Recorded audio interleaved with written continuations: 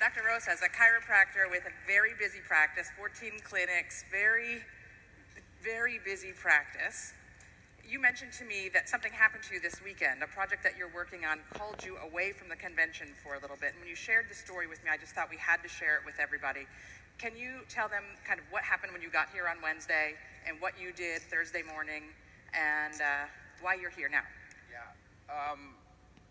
Everyone realizes that we're in the middle of the opioid crisis right now. You can't turn on a television without seeing it. How many people in here know somebody, family, co-worker, or friend that's affected by the opioid crisis? Well, the day before Wednesday, they declared it an official, not state of emergency, but a national emergency. The Trump administration said, that's it, it's too big of a crisis, we're going to throw ourselves at it. Well, I'm on the task force in Washington, and I get the call because I've been dealing with the opioid crisis for over a year now. Out of the 14 clinics, 4 of them are in a medical practice, deliberately trying to change into integrative medicine, whether it's physical therapy, chiropractic, acupuncture, yoga therapy, mindfulness, you name it. And we've already done a few white papers and the rest. But in the clinics, I have all these products, so I've been able to use that and to integrate it into the system. But they asked me to come and speak on Friday morning. So when you get that call and you're already on your way here, I came Wednesday with my brother, and Thursday night I did Wednesday evening, was here for the introduction, got Thursday done. Thursday night I got on a plane, went to Washington, D.C., did my lecture,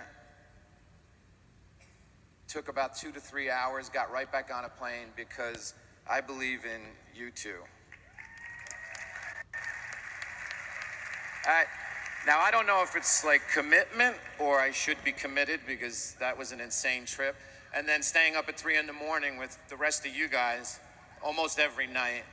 I said to Marty, we were backstage, I said we need to come up with Nutrimetrics nap. It's like, and I don't know how you guys do it because you were there later than I was last night.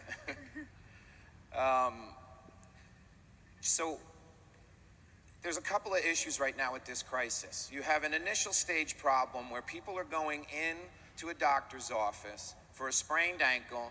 They're getting 30 days of Vicodin, Percocet, whatever that may be, and they don't get off of it. It's not a good option.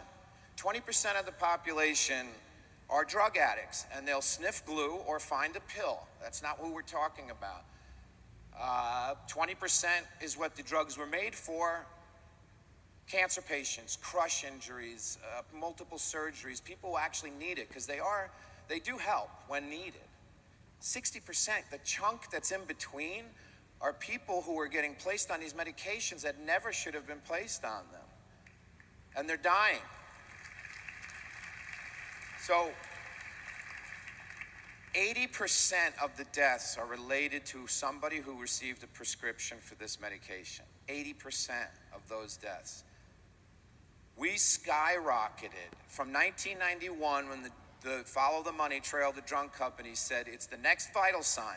If you take blood pressure in an office for your patient and you don't have those little smiley faces or frowny faces and get a pain scale done, you're not doing your job. So from 1991 on, we had an enormous spike of usage of these opioid products because you would go in for an ear infection and they'd say, well, you have any pain? Well, yeah, my back's killing me. I woke up tight this morning.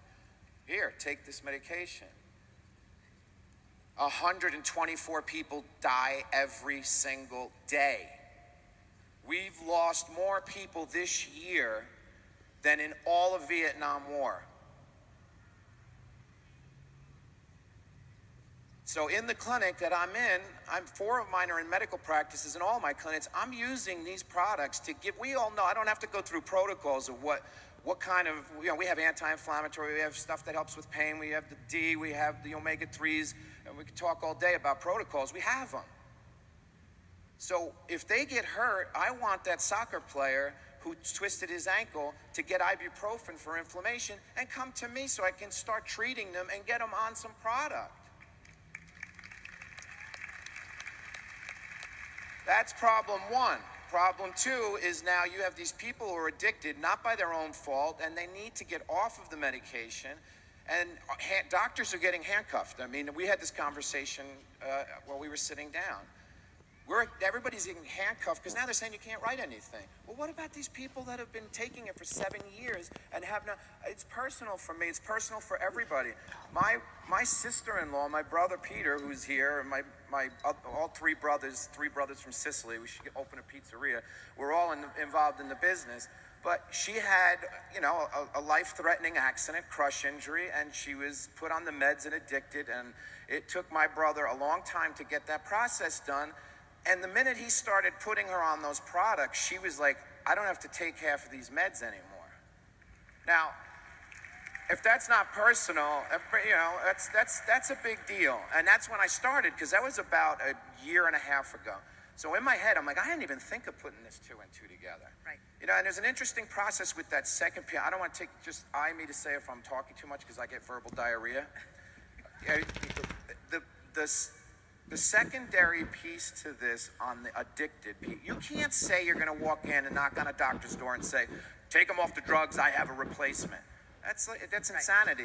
You're not going to get anywhere with that. But you tell them that you have a tool that you could give them. They are dying right now. They're asking every single day, you're telling me not to write the prescription. What am I supposed to do with the patient when they're in my office?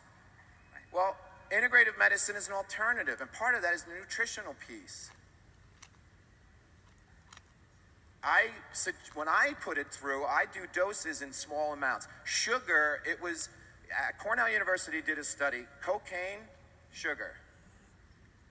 The dopamine response from sugar was higher than that of cocaine. That's why we're all walking around with nice bellies, because we're addicted to sugar, we don't even know it.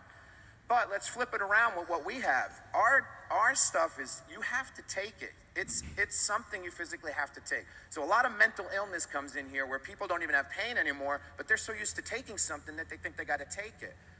So with the people that are on the drugs for a very long time and they're being weaned off, I give them something every 2 hours. Every 2 hours you need to take this.